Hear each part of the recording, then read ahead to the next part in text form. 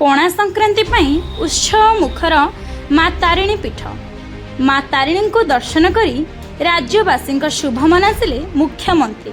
आज घटगाँ माँ तारिणी पणा संक्रांति पई सारा अंचल रे भक्तिमय परिवेश सृष्टि होइछि। 7 दिन धरी चलीथिबा एही महापर्व को नहीं मंदिर प्रशासन पक्षरु व्यापक प्रस्तुति करा जाइछि। मंदिरर परिसर को आलोकमाला पुष्प सजा और पारंपरिक शैली रे सुसज्जित करा जाइथिबारु एठारे एक आध्यात्मिक परिवेश देखिबा को मिलुछि।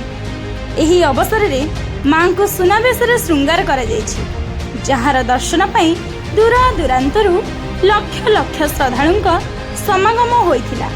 भक्त माने मांकर एही दिव्य वेश दर्शन कले अनेक पुण्य अर्जन हुए बोली प्रबाद रहिछि। एही अवसर रे प्रत्येक दिन पाला दासकाठिया चंडीपाठ भजन अनुष्ठित हेउथिला। विभिन्न दातव्य संस्था पक्षरु 7 दिन व्यापी भक्त माननकु प्रसाद बंटन करा जायथिला।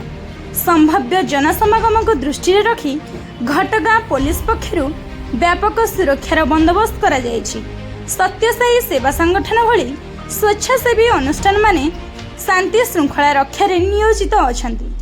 आज मुख्यमंत्री मोहन चरण माझी, जिला योजना बोर्ड अध्यक्ष विधायक फकीर चरण नायक, वरिष्ठ बीजेपी नेता डॉक्टर शंभुनाथ राउत जिलापाल सह माँ तारिणी दर्शन करी राज्यवासी शुभ मनासिथिले। Bureau report Time TV.